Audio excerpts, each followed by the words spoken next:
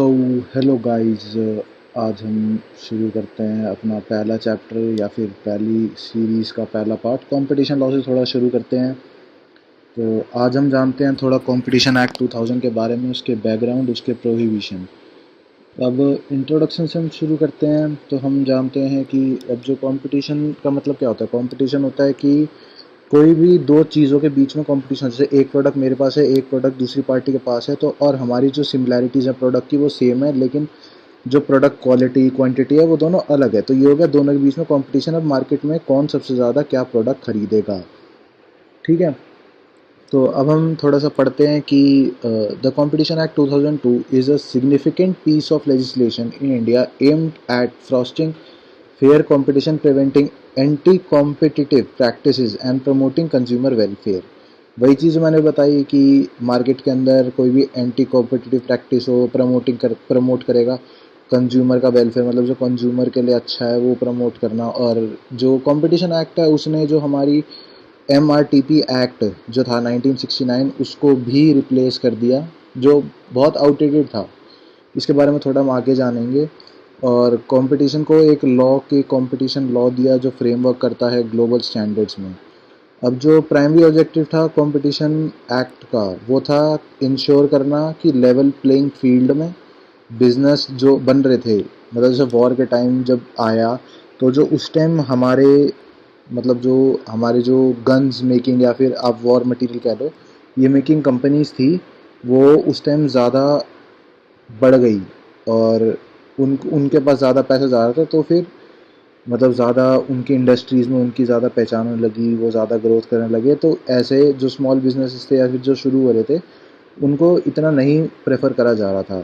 तो फिर ये कंपटीशन एक्ट लाया गया जिससे बिजनेस ऑपरेटिंग जो इंडिया के अंदर था वो एक अच्छा रोल प्ले करा और एनकरेज करा efficiency, innovation and economic growth. और ये सीख करता है, प्रिवेंट करता है प्रैक्टिसेस एंड डिसऑनेस्ट कंपटीशन, कि मतलब ऐसा नहीं हो कि कंपटीशन के अंदर कोई है, एक पार्टी दूसरे को कुछ भी ऐसा बोले या फिर एब्यूज़ मार्केट डोमिनेंस, हार्म हो कंज्यूमर इंटरेस्ट को। तो वो सब चीज़ें भी ये कंपटीशन एक्ट प्रिवेंट करता है। अब देखते हैं कि provision of anti competitive agreements. अब जैसे हमने वो पढ़ा सब ऊपर, इंट्रोडक्शन जाना उसके बारे कंपटीशन लॉ के बारे में।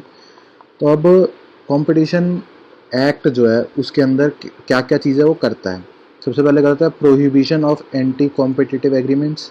अब इसका मतलब क्या है कि जो रेफ़र करता है रिस्ट्रिक्शन, लीगल रिस्ट्रिक्शन लगाता है एग्रीमेंट्स जो होते हैं बिजनेस के अंदर, ठीक है। और ये इफेक्ट डालता है significantly reducing competition in the market, ठीक है। एग्रीमेंट्स आर जो होते हैं इसके अंदर कंसिडर करे जाते हैं वो हार्मफुल, क्योंकि ये लीड करते हैं हायर प्राइजेस को। Prevention of abuse of dominance जो हमारा सेकंड है, prevention of abuse of dominance. अब ये कहता है कि जो इसके अंदर मेजर लिए जाते हैं, ये लिए जाते हैं ताकि जो कंपनीज़ हैं और उनके एंटिटीज़ हैं वो बची रहें, और जो मतलब जो कंपनीज़ हैं वो हार्म ना करे किसी कंज्यूमर को, अपनी डोमिनेंट पोजीशन से मार्केट को एक्सप्लॉइट ना कर पाएँ। फिर आता है रेगुलेशंस ऑफ कॉम्बिनेशंस। अब ये इन्वॉल्व करता है regularly mergers, acquisitions and the other combinations. अब ये कहता है जो एक्ट है वो मर्ज करता है acquisitions and other combinations that have may adverse impact on the competition. अब ये अप्रूव करता है, एक प्रायर अप्रूवल देता है from the competition of India, competition commission of India जो CCI है, जो इस्टेब्लिश हुई थी ताकि जो फंक्शंस हैं मार्केट के वो इनके अंडर देखे जा सकें, ताकि कोई भी हार्मफुल इफ़ेक्ट कंज्यूमर को ना हो या फिर कंज्यूमर एक्सप्लॉइट ना हो उसके लिए। तो ये उनकी परमिशन से वर्क करता है, ठीक है। फिर आता है कार्टेल्स एंड बिड रिगिंग। अब ये कहता है जो कार्टेल्स हैं वो होते हैं agreement among competitors to coordinate their action such as fixing prices और प्राइडिंग मेकिंग। जो कार्टेल्स होते हैं वो कंपटीशन कोऑर्डिनेट करते हैं, हमारे एग्रीमेंट होता है जो कंपटीशन होल्ड करता है कोऑर्डिनेट्स के बीच में, ठीक है, फिक्स प्राइस फिक्सिंग के ऊपर। वहीं बिड रीडिंग जो होता है वो होता है competition conclude to manipulate the binding process. अब ये जो बिड रीडिंग होता है ये मैनिपुलेट करता है कॉम्पिटिटर्स को जब वो एक साथ जुट होते हैं, और जो दोनों ही ये प्रोसेस है ये है इलीगल। ठीक है। कंज्यूमर प्रोटेक्शन सबको पता होता है कि कंज्यूमर प्रोटेक्शन जिसके अंदर कंज्यूमर के इंटरेस्ट को प्रोहिबिशन अनफेयर प्रैक्टिसेस से बचाया जाता है। ठीक है। एडवर्टीजमेंट, फॉल्स रिप्रेजेंटेशन, इन सब के हार्म से। अब कंपटीशन कमीशन ऑफ इंडिया, अब ये जो एक्ट इस्टेब्लिश करा गया था CCI, जो प्राइमरी रेगुलेटरी है अथॉरिटी है responsible for enforcing competition law in India.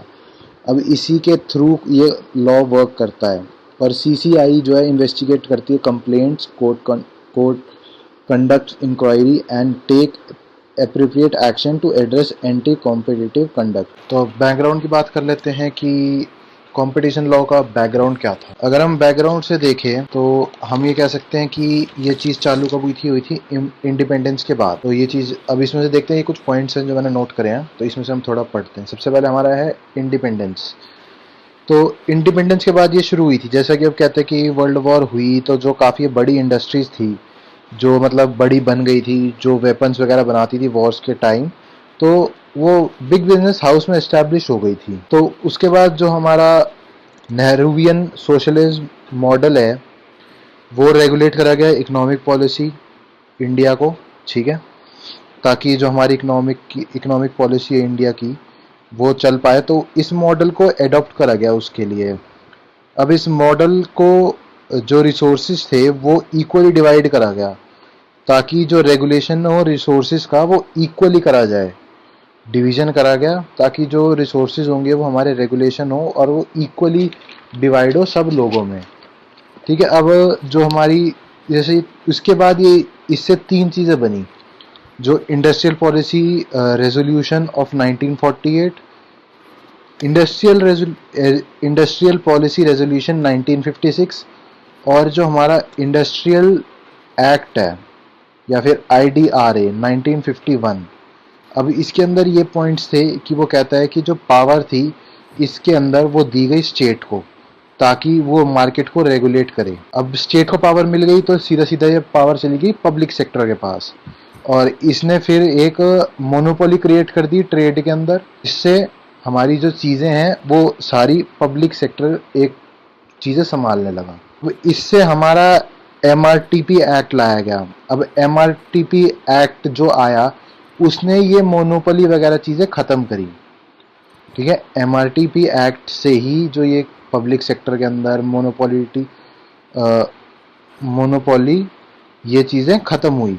अब MRTP एक्ट कहता है कि जो आर्टिकल 30 और 39 है कॉन्स्टिट्यूशन का, जो बताता है ओनरशिप और control of material resources are distributed as best.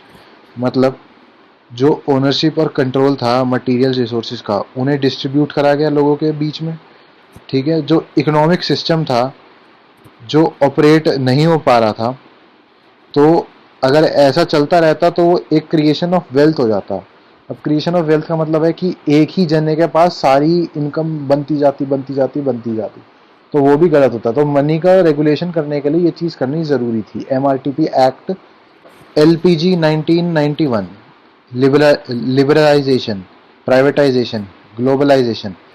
जब ये चीज़ें आई तो क्या हुआ, हमारी एक न्यू इकोनॉमिक पॉलिसी बन गई इस टाइम।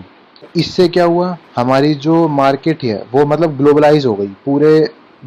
पूरे दुनिया में हमारी मार्केट ग्लोबलाइज हो गई, जिससे क्या ज़रूरत पड़ी, हमें प्राइवेटाइज करने की ज़रूरत पड़ी, क्योंकि पब्लिक सेक्टर तो इतना चीज़ें नहीं संभाल सकता ना हमारी। तो इसलिए इसे प्राइवेटाइज करने की ज़रूरत पड़ी। अलग अलग सेक्टर्स बनाए गए, लोगों को ये काम बोला गया कि तुम ये करो, तुम्हें चीज़ें मिलेंगी। उसके बाद हम बात करते हैं जो हमारी है मिस्टर SVS राघवन कमेटी 1999। तो ये इस टाइम LPG के बाद ये कमेटी 1999 में बिठाई गई। तो इस कमेटी के अंदर फिर जब जो डिसीजन निकल के आया तो 2002 में हमारा फाइनली कंपटीशन एक्ट बन के सामने हमारे आगे आया। तो अब थोड़ा प्रोहिबिशन के बारे में बात कर लेते हैं। वैसे तो मैंने ऊपर एक्सप्लेन कर दिए हैं ये पॉइंट्स, लेकिन मैं दोबारा एक्सप्लेन कर देता हूँ थोड़ा सा एक बारी जल्दी में। एंटी कॉम्पिटिटिव एग्रीमेंट्स, ये वो एग्रीमेंट्स होते हैं जो मतलब मार्केट में इफ़ेक्ट डालते हैं, रिड्यूसिंग कंपटीशन में हेल्प करते हैं, ये एग्रीमेंट्स इंक्लूड करते हैं price fixing, bid rigging, market allocation and collusion to control supply और प्रोडक्शन। ठीक है। एब्यूज ऑफ डोमिनेंस, अब ये जो एक्ट है डोमिनेंट एंटरप्राइजेस का, ये abusing market power to harm competition, मतलब जो एक एंटरप्राइज है वो डोमिनेट हो सकती है जिससे मार्केट के अंदर हार्म हो सकता है कंपटीशन को, मतलब जो मार्केट की पावर है उसमें कंपटीशन को हार्म हो सकता है। और ये प्रैक्टिसेस इंक्लूड करती हैं prices exclusive detailing, tying arrangements and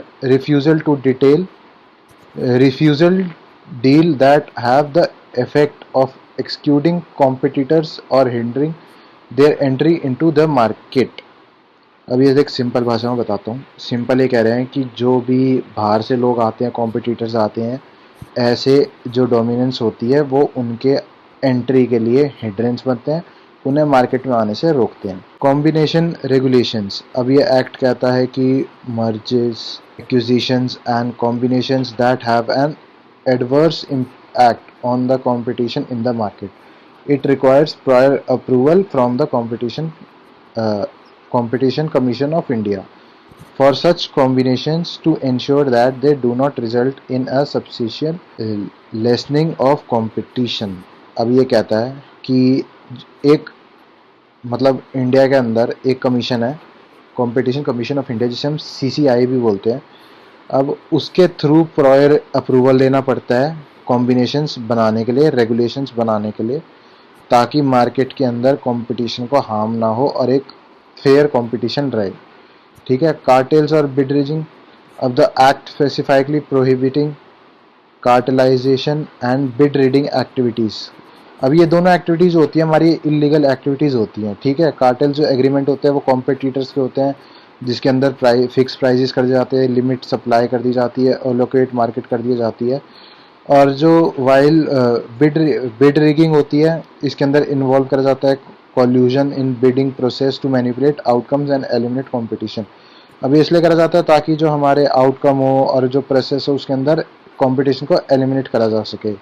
unfair trade practice होती है कि जैसे जो भी प्रैक्टिसेस हैं कंपटीशन को कम करने के लिए, कि तुझे पैसा दे दिया मैंने, इससे क्या होता है ताकि ट्रेड के अंदर एक की जो डोमिनेंस है वो बनी रहे और दूसरे का कम हो जाए, फॉल्स रिप्रेजेंटेशन करा जाता है, गलत एडवर्टीजमेंट वगैरह। तो ये लुकआउट करता है हमारा CCI, इसी चीज़ पे वर्क करता है। ठीक है।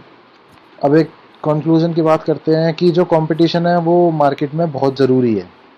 ठीक है। अगर मार्केट में कंपटीशन नहीं होगा तो नए इनोवेशन नहीं होंगे, कंज्यूमर का इंटरेस्ट नहीं बना रहेगा, मार्केट में पार्टिसिपेंट्स कम हो जाएंगे और बिजनेस ऑपरेशन जो होंगे वो कम होते चले जाएंगे। Thank you. ये मेरी पहली वीडियो थी, आप इसमें अभी तक बने रहे। आपको अच्छा लगा हो तो कमेंट्स में ज़रूर बताना, कोई गलती लगी हो तो वो भी ज़रूर बताना। तो ऐसे ही, और चैनल को सब्सक्राइब करे बिना मत जाना। थैंक यू इस वीडियो में बने रहने।